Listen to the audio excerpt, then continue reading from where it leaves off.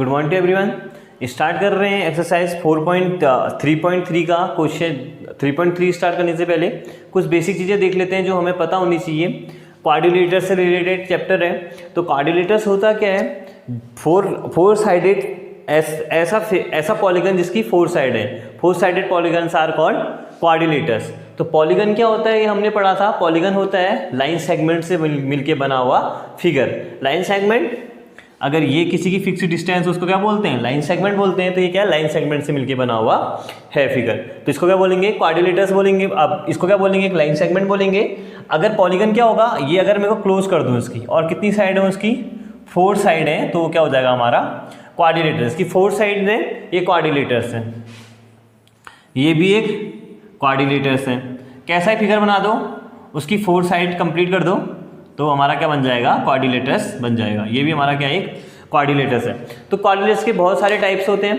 उनमें से कुछ टाइप हम लोग पढ़ेंगे, कुछ टाइप हम लोग हायर क्लासेस में कंप्लीट करेंगे। तो सबसे पहले स्टार्ट करते हैं क्वाड्रिलेटर्स के लिए। अगर जिसकी फोर साइड है उसको हम लोग बोलेंगे क्वाड्रिलेटर्स। तो पैरेललोग्राम बोलो, रोम्बस बोलो, रेक्टेंगल बोलो, स्क्वायर बोलो या काइट बोलो, ये सारे क्या होते हैं? हमारे क्वाड्रिलेटर्स होते हैं। इनकी कितनी साइड होती हैं? फोर साइड होती है। फोर साइडेड पॉलीगन्स होते हैं ये, तो इसलिए क्वाड्रिलेटर्स होते हैं। तो हर किसी की कुछ ना कुछ प्रॉपर्टी होगी। जैसे हमने प्रीवियस क्लासेस में पढ़ा था रेक्टेंगल और स्क्वायर के बारे में। तो रेक्टेंगल और स्क्वायर क्या होता है, एक बार जल्दी से हम लोग रिवाइज कर लेते हैं। स्क्वायर, ये हमारा स्क्वायर है। कब स्क्वायर है? जब इसकी चारों साइड इक्वल है। अगर ये 2 है, ये भी 2 है, ये 2 है और ये 2 है, तो ये सारे क्या है? स्क्वायर है। और हर एक एंगल, ये एंगल सारे क्या है इसके? 90 डिग्री के एंगल बन रहे हैं, प्लस जो इसकी डायगोनल्स हैं ये कितने पे कट कर रही हैं? 90 पे कट कर रही हैं। तो ये बिल्कुल परफेक्ट होता है हमारा। हर चीज़ इक्वल होती है। देखो साइड इक्वल है, डायगोनल्स 90 पे कट कर रही हैं, और हर एक एंगल कितने का है? 90 का है। तो ये क्या हो गया? हमारा स्क्वायर हो गया। रेक्टेंगल थोड़ा सा हटके होता है। इसमें अपोजिट साइड तो सेम होती हैं, सेम। ये अपोजिट साइड है इसकी, ये साइड इसके अपोजिट है, ये साइड इसकी थी। अपोजिट साइड सेम होती हैं। इसमें all sides are not same but opposite sides are same.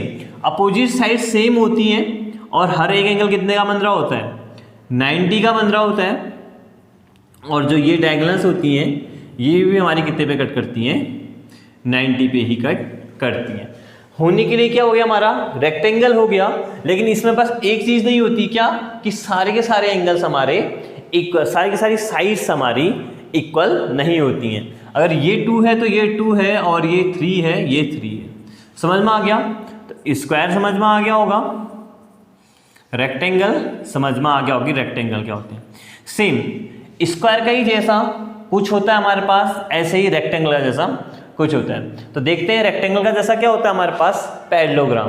Parallelogram किसका जो होता है जैसा होता है? रेक्टेंगल का ही जैसा होता है, लेकिन एक क्वालिटी उसमें कम होती है रेक्टेंगल से। कंपेयर करते हुए पढ़ेंगे तो हमें याद रहेगा। पैरेललोग्राम में अपोजिट साइड्स क्या होती हैं? पैरेलल होती हैं। ये इसके पैरेलल है, इसका मतलब ये दोनों एक दूसरे को कभी कट नहीं करेंगी। मैं इसको कितना ही बढ़ा दूं इन दोनों को, अगर ये दोनों, अगर ये पैरेललोग्राम की साइड है तो ये कभी एक दूसरे को कट नहीं करेंगी।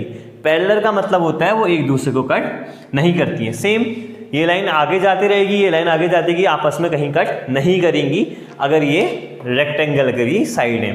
तो पैरेललोग्राम और रेक्टेंगल में सिमिलरिटी बता रहा हूँ कि इसकी जो साइड्स होती हैं वो आपस में एक दूसरे को कट नहीं करती हैं। अपोजिट साइड्स क्या होती हैं इसकी? पैरेलल होती हैं और इक्वल होती हैं। सेम इसकी साइड से साइड इक्वल होती हैं। अगर ये 3 का है तो ये भी 3 का है, ये 2 का है, ये भी 2 का है।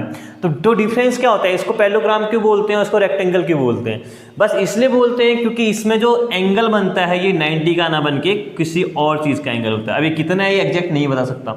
सेम ये एंगल कितने का है ये एग्जैक्ट नहीं होता है। हम ये दोनों एंगल 90 के नहीं होते हैं, बस इतना याद रखना है। और ये कितने पे? 90 पे ही कट करती हैं। और ये जैसे इसका नाम दे दिया मैंने, जैसे A, B, C, D और बीच में O दे दिया, तो AO इक्वल होगा किसके? OB के। सेम BO इक्वल होगा OC के। तो ये किस में होता है हमारा? पैरेललोग्राम में, ठीक है। तो पैरेललोग्राम में क्या होता है हमारे पास, जो हमारी रेक्टेंगल का जैसा शेप होता है सेम, बट क्या नहीं होता है यहाँ पर को 90 डिग्री नहीं होता और ये आपस में कट करते हैं तो इक्वल होता है। और दूसरी चीज़ क्या होती है, इसकी अपोजिट साइड्स इक्वल होंगी। अगर जैसे एंगल सी किसके इक्वल होगा, एंगल बी के इक्वल होगा, एंगल सी इक्वल होगा एंगल बी के, सेम एंगल बी इक्वल होगा एंगल सी के। तो ये अपोजिट एंगल्स क्या होती है हमारे इसमें, सेम होते हैं। तो जो एंगल बी है वो किसके इक्वल हो जाएगा, एंगल ए के इक्वल हो जाएगा।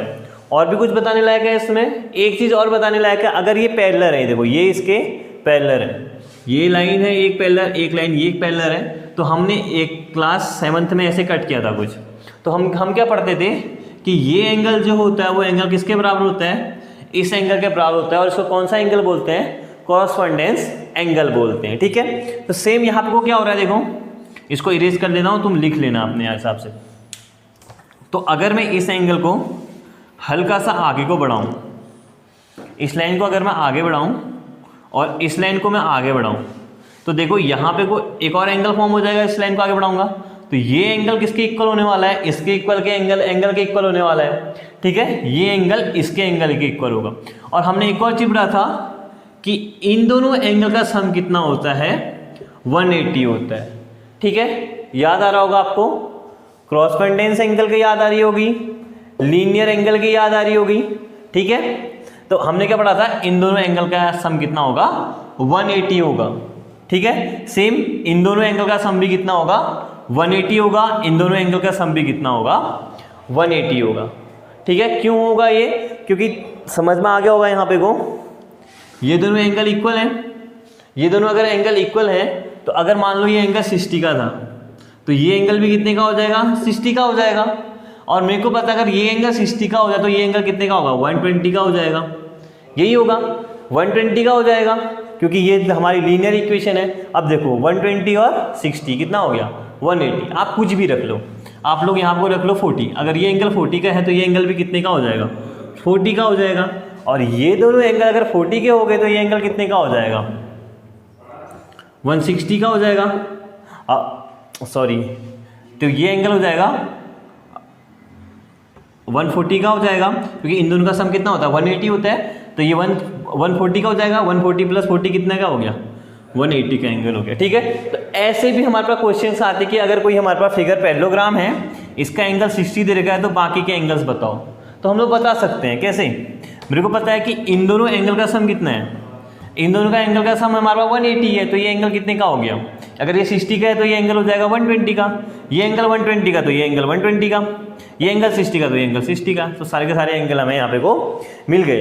तो 120 कितना हो गया, 240 प्लस 120 इक्वल टू 360। और ये हम लोग कैसे निकाल सकते हैं, n-2 इंटू 180। कितनी साइड है इसमें, 1 2 3 4 side, 4 - 2 into 180, 2 into 180 equal to 360। तो टोटल एंगल कितने होने चाहिए थे इसके, टोटल एंगल का सम कितना था, 360 होना चाहिए। और वही हमारा प्रूफ भी हो रहा है। तो ऐसे करके क्वेश्चंस आपको बाद में मिलेंगे। अभी आपने बस इतना समझना था कि पैरेललोग्राम होता क्या है। तो पैरेललोग्राम आपके समझ में आ गया होगा। उससे पहले आपको एक और चीज़ दे रखी थी आपको, ट्रेपीजियम और काइट और रोम्बस। इन तीनों चीज़ को हम लोग पढ़ लेंगे। ट्रेपीजियम क्या होता है,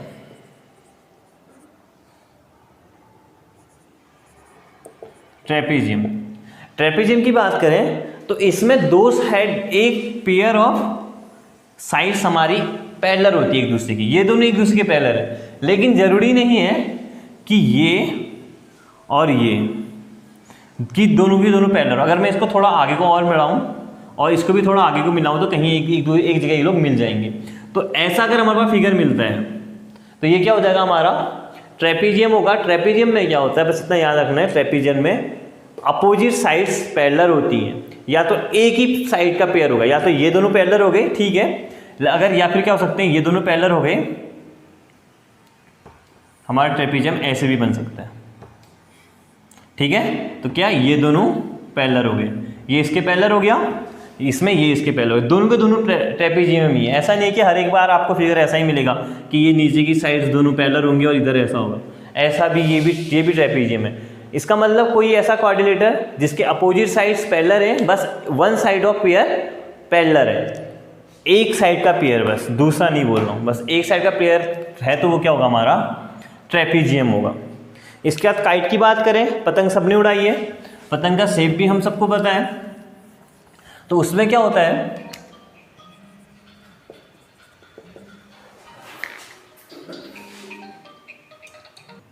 तो देखो अब हमारे पास काइट है, काइट हमने देखी है, जैसे ये होती है हमारे पास काइट। उसमें क्या होता है, ऊपर के दो साइड सेम होती हैं और नीचे की दोनों साइड सेम होती हैं। अगर ऐसा कोई ट्रेपीजियम जिसके आमने अब उसके जैसे ये हमारे पास कोई, अगर एक हमारे पास ये ट्रेपीजियम बन जाए, इसकी ये वाली साइड इसकी इक्वल हो जाए, ये वाली साइड इसकी इक्वल हो जाए, तो ये भी हमारी क्या एक काइट ही है। अगर इसको थोड़ा सा ऐसे घुमा देता तो इसका शेप यही बन जाता। देखो अब ये काइट ऐसे रखी थी, तो ये इन दोनों की ये, जैसे अब ये लाइन का मतलब समझ लेना, ये सिंगल लाइन है, यहाँ भी सिंगल है, मतलब ये लाइन इसके इक्वल है, यहाँ भी डबल लाइन है, यहाँ भी डबल लाइन है, इसका मतलब ये लाइन इसके इक्वल है। ठीक है, तो काइट में क्या होता है, दो साइड, ये दोनों साइड इक्वल है, सेम, ये दोनों साइड इक्वल है। अगर ऐसा कोई हमारे पास फिगर मिल रहा है तो उसको क्या बोलेंगे हम लोग, काइट फोर बोलेंगे। ठीक है, तो ये भी हमारे पास समझ में आ गया। बस हमें अभी खाली ये समझने हैं कि किसको काइट बोलते हैं, किसको ट्रेपीजियम बोलते हैं, किसको पैरेललोग्राम बोलते हैं। जब हम लोग क्वेश्चन सॉल्व करते रहेंगे तो इसके जो भी प्रॉपर्टीज होती हैं वो हमारे सामने आते रहेंगे। ठीक है, तो पैरेललोग्राम भी हो गया हमारा, बाकी सारे हमने चीज़ें अभी तक कवर कर